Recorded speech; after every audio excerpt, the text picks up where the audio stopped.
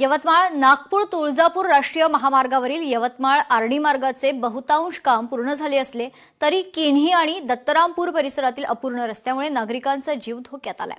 तब्बल 4 वर्षांपासून रखडलेल्या या कामामुळे वाहन चालकांना विरुद्ध दिशेच्या मार्गाने प्रवास करावा लागत असून आतापर्यंत 8 ते 10 जणांना जीव गमवावा लागलाय। तरीही राष्ट्रीय महामार्ग प्राधिकरणाकडून काम पूर्ण करण्याबाबत ठोस पावलं उचलली जात नसल्याने नागरिकांनी तीव्र संताप व्यक्त केलाय। पाहूयात।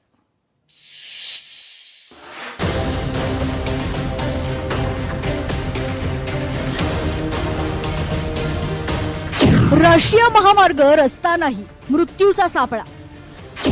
नागपूर तुळजापूर महामार्गाने घेतले निष्पापांचे बळी। राष्ट्रीय महामार्गाचं काम गेल्या 4 वर्षांपासून रखडलं। किन्ही परिसरातील काही शेतकऱ्यांसह ग्रामस्थांचे मोबदल्याचे प्रकरण दिवाणी न्यायालयात प्रलंबित असल्याने राष्ट्रीय महामार्गाच्या कामाला विलंब झाला होता। मात्र उपविभागीय अधिकारी कार्यालयाने संबंधित शेतकऱ्यांसह ग्रामस्थांना 505.80 कोटी रुपयांचा मोबदला वितरित करून 235.43 हेक्टर जमीन संपादनाची प्रक्रिया पूर्ण केली आहे। जमीन संपादनातील सर्व अडथळे दूर होऊनही राष्ट्रीय महामार्ग प्राधिकरणाकडून कामाला अद्याप सुरुवात करण्यात आलेली नाही। तत्कालीन उपविभागीय अधिकारी अनिरुद्ध बक्षी यांनी तसेच विद्यमान एसडीओ गोपाळ देशपांडे यांनी वारंवार पत्रव्यवहार करून काम तातडीने सुरू करण्याची मागणी केली आहे। तरीही प्राधिकरणाकडून दिरंगाई कायम असल्याचे समोर आले। प्राधिकरणाने यावर उत्तर देत पोलीस संरक्षणाची गरज असल्याचं सांगितलंय। त्यानंतर कोणतीही प्रत्यक्ष कार्यवाही झालेली नाही। किन्ही या ठिकाणी रस्ता अपूर्ण असल्याने वाहनांना चुकीच्या बाजूने प्रवास करावा लागतोय। त्यामुळे दररोज अपघाताचा धोका निर्माण होत असून अनेकदा गंभीर अपघात घडलेत। या दुर्घटनांमध्ये 3 ते 4 नागरिकांचा मृत्यू झालाय। त्यामुळे आणखी किती बळी गेल्यानंतर प्रशासन जागं होणार असा संतप्त सवाल नागरिक उपस्थित करतायत। आम्हाला पेशंटला जरी न्यायचं असलं तर रॉंग साईडनं न्यावं लागत आहे, कारण इकडल्या साईडनं रस्ता नसल्याच्यानं आम्हाला रॉंग साईडनं जाणं येणं करावं लागत आहे। रात्रीचा डिलिव्हरीचा पेशंट असो या म्हणजे आपत्कालीन कोणताही पेशंट असो त्याला जरी न्यायचं असलं तर रॉंग साईडनं न्यावं लागतं। आणि आम्हाला जरी अर्जुन्याला जायचं असलं तर वरतून जाण्यासाठी रॉंग साईडनं जावं लागतं पहिले, नंतर वरतून जावं लागते। अशा प्रकारच्या बऱ्याचशा समस्या आहे। तरी दृष्ट काय होऊन नाही राहिला बा, एका साईडनं जावं लागते आम्हाला। तर आता याचं काय करायचं आपण? ही अशी आमची मागणी आहे बा। आहे केव्हा दृष्ट कोण दिसायला केव्हा नाही। आता याच लागते, आता कोणी राहिलं तर याच लागते आपल्याला।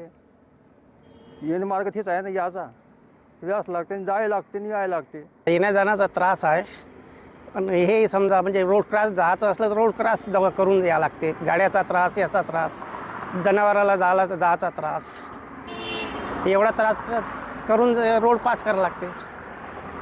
इथे ती मरण पावते, माणसाचा ॲक्सिडेंट किती होते। 8 दिवसा 15 दिवसात चालूच राहते काही ना काही।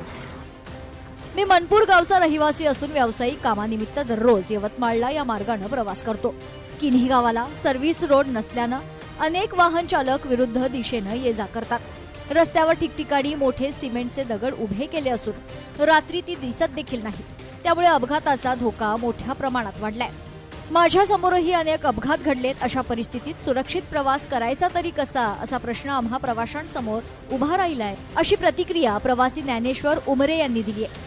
सर्व्हिस रोड हा एक साईड झालेला नाही, त्यामुळे बरेचसे लोक हे रॉंग साईड येतात, रोड क्रॉस करतात। आणि माझ्या समोर इथे बऱ्याच वेळा मी ॲक्सिडेंट झालेले पाहिलेले आहे। तरी या सदर विषयाची दखल घेऊन संबंधित अधिकाऱ्यांनी यावर तातडीने काहीतरी उपाययोजना करावे। किन्ही गावाचा सरपंच म्हणून अनेकदा सर्व्हिस रोडच्या कामासाठी पाठपुरावा करण्यात आलाय। राष्ट्रीय महामार्ग प्राधिकरण आणि उपजिल्हाधिकाऱ्यांना वारंवार निवेदनं दिली, मात्र अद्याप कोणतीही दखल घेण्यात आलेली नाही। ग्रामस्थांना विरुद्ध दिशेने प्रवास करावा लागत असल्यानं गावातील 8 ते 10 नागरिकांचा अपघातात मृत्यू झालाय। याला जबाबदार कोण? तातडीनं सर्व्हिस रोडचं काम सुरू करावं, अन्यथा ग्रामपंचायतीच्या वतीनं तीव्र आंदोलन छेडण्यात येईल असा इशारा सरपंच प्रमोद नाटकर यांनी दिलाय। आम्ही या गोष्टीसाठी खूपदा निवेदन देऊनही प्रशासन याच्याकडे लक्ष देत नाही। आमची एकच मागणी आहे की लवकरात लवकर हा रोड क्लिअर करण्यात यावा आणि इथले जे काही न्यायप्रविष्ट प्रकरण होते ते सुद्धा क्लिअर झालेले आहे। राष्ट्रीय महामार्ग प्रकल्पासाठी आतापर्यंत 235.43 हेक्टर जमीन संपादित करण्यात आली असून त्यासाठी 505.80 कोटी रुपयांचा मोबदला मंजूर करण्यात आलाय.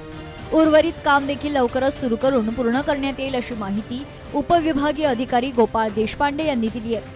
सक्षम प्राधिकारी तथा उपविभागीय अधिकारी यवतमाळ यांच्याद्वारे राष्ट्रीय महामार्ग 361 याच्यामधील जवळपास 235.43 हेक्टर आर एवढी जमीन संपादित केलेली आहे आणि त्याबाबतचा 505.80 एवढा मोबदला हा भूधारकांना वाटप करण्यात आलेला आहे. एकीकडे पाहिलं तर मोठ्या प्रमाणात या ठिकाणी नागरिकांचा बळी जात असताना प्रशासन कुठे लक्ष देत नसल्याची ओरड सुद्धा या ठिकाणी ग्रामस्थांच्या वतीने करण्यात येत आहे. किती आता बळी घेणार असा सवाल सुद्धा यावेळेस प्रशासनाला नागरिकांनी उपस्थित केला गेला आहे. खरंच येणाऱ्या दिवसामध्ये आता हा नॅशनल रोडचं काम जे आहे ते पूर्णता होतील का, नागरिकांना दिलासा मिळतील का असा सवाल सुद्धा यावेळेस उपस्थित केला जात आहे. संजय राठोड, लोकशाही मराठी, यवतमाळ. लोकशाही मराठी ऐका, पहा, जागरूक रहा.